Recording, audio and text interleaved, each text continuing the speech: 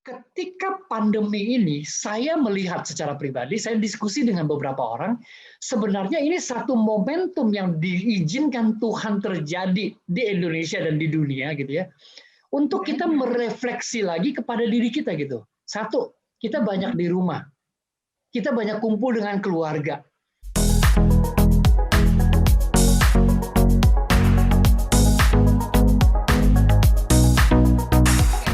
Bro Daniel, malam hari ini kita nggak bosen-bosen ya untuk berbicara tentang pola, karena pastinya setiap manusia itu punya pola tersendiri ya untuk melakukan sesuatu.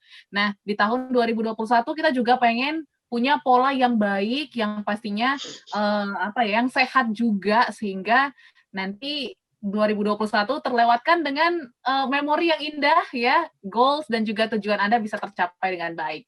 Kenapa saya menyampaikan tentang pola? Bahwa dari sejak bulan Maret sampai hari ini, itu pandemi ini membentuk sebuah pola, baik kita sadari ataupun kita tidak sadari. Nah, yang saya ingin ajak kepada kita semua pada malam hari ini adalah untuk menyadari bahwa kita sedang membentuk sebuah pola yang harusnya di tahun 2020 kemarin dengan adanya pandemik, kita harus membentuk sebuah pola yang harusnya membuat kita itu menjadi manusia yang lebih unggul. Ya, kenapa tidak? Kenapa? Karena ketika pandemi, batasan ruang gerak kita itu sangat dibatasi. Jadi ruang gerak kita sangat dibatasi. Tetapi yang mau saya sampaikan pada malam hari ini adalah batasan ruang gerak kita boleh dibatasi, tapi kompetensi, produktivitas, dan juga wawasan kita itu tidak akan pernah terbatas, Audrey. Nah, sekarang ketika kita menyadari ruang geraknya terbatas, tapi kenapa kompetensi, produktivitas, kualitas, karya itu nggak boleh dibatasi? Karena hadirnya teknologi. Nah, ketika hadirnya teknologi, sadar nggak ketika kita ada di rumah, karena ruang lingkup kita terbatas, gitu ya, apa yang kita lakukan? Nah, seperti bulan-bulan sebelum kita menyampaikan, kalau ini sesuatu yang kita lakukan terus-menerus dan dalam waktu 3 bulan, dalam waktu 21 hari, itu akan menjadi sebuah perilaku kita. Dan kalau jadi lewat dari 3 bulan, itu akan menjadi lifestyle kita. Nah, kalau udah lewat dari 6 bulan, itu akan jadi pola hidup kita tanpa kita sengaja.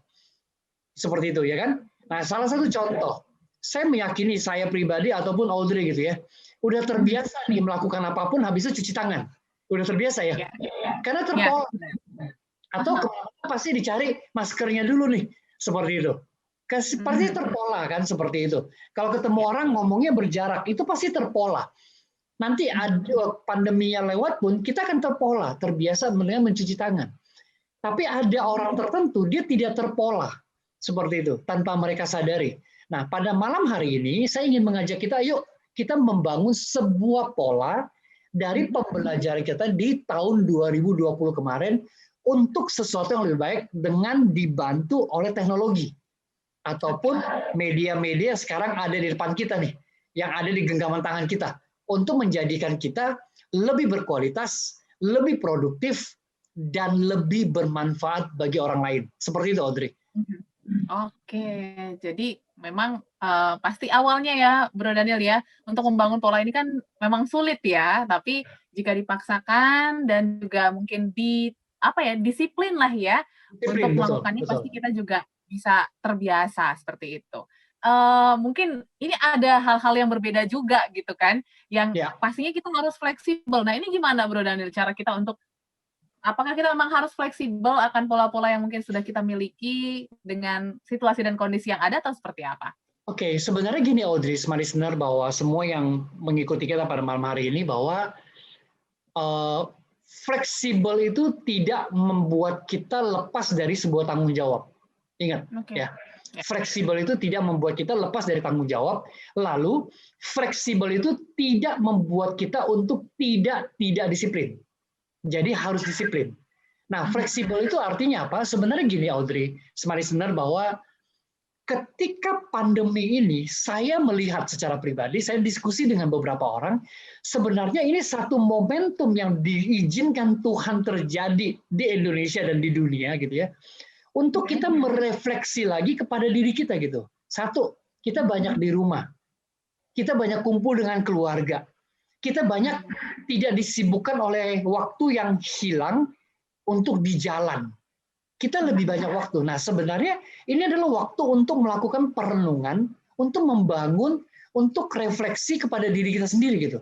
Dan buat saya 9 bulan kemarin itu udah waktu yang sangat panjang untuk kita mengenal, oke, ternyata banyak hal yang kita lakukan itu kurang oke, kurang baik dan lain sebagainya. Nah, sekarang kita belajar untuk mengembalikan diri kita. Satu, dengan adanya pandemi, kita harusnya lebih dekat dengan Tuhan. Yes. Kenapa? Karena berasa, maaf, kematian itu makin dekat dengan kita gitu kan. Ya dong. Ya kan? Kenapa? Karena kalau tiba-tiba terjadi diserang COVID positif, kalau kita tidak mampu punya imun yang bagus, kita bisa langsung tiba-tiba meninggal gitu. Artinya kita harus lebih dekat dengan Tuhan gitu ya. Bukan berarti kemarin enggak. Tapi kalau kemarin sudah dekat, harusnya hari ini lebih dekat lagi. Mengobatkan banyak orang lah seperti itu ya kan. Itu yang pertama. Yang kedua, mungkin tadinya kita harus bangun pagi-pagi, berangkat ke kantor, bangun pagi-pagi, pergi semua aktivitas anak-anak sekolah dan lain sebagainya. Ini membuat kita sekarang lebih dekat dengan keluarga. Waktu lebih banyak dengan keluarga dan lain sebagainya gitu. Nah, ini mungkin sebuah panggilan kepada kita, jangan lupa. Orang yang paling dekat dengan kita, itu kadang-kadang itu yang kita lupakan. Ya kan? Ya kan? Nah, ini sebenarnya mengembalikan relasi tadi gitu. Relasi kita kepada Sang Pencipta kita, lalu relasi kita dengan keluarga kita. Orang-orang yang dekat dengan kita. Kenapa? Karena setiap orang, Audrey, Smart Listener, saya selalu mengatakan setiap orang, mau kaya, mau miskin, mau sehat, mau sakit, mau tua, mau muda, punya waktu yang sama, yaitu 24 jam. Nah, itu bagaimana kita memanfaatkan. Dengan kondisi pandemik yang udah kita lewatin dari tahun 2020 sampai hari ini, itu harusnya mengajak kita untuk memikirkan sesuatu yang jauh lebih berkualitas, yaitu relasi. Nah, ketika kita memikirkan relasi, kita memikirkan relasi kita dengan Tuhan, relasi kita dengan keluarga kita, relasi kita dengan sesama kita, lalu bagaimana kita membangun kualitas diri kita. Di sesi-sesi sebelumnya kita pernah bicara tentang bagaimana manusia jangan sampai digantikan oleh mesin atau robotik dan sebagainya. Kenapa? Kalau tidak ada pandemi kemarin ya, semua orang makin disibukkan, makin jauh tuh relasinya makin jauh, kita selalu mengandalkan teknologi dan lain sebagainya gitu kan. Akhirnya jati diri kita bisa-bisa hilang. Apalagi untuk anak-anak masih muda sekarang, anak-anak millennials, Gen Z, ya kan, digital native yang saya sebut seperti itu. Mereka begitu lahir aja udah langsung gadget seperti itu kan.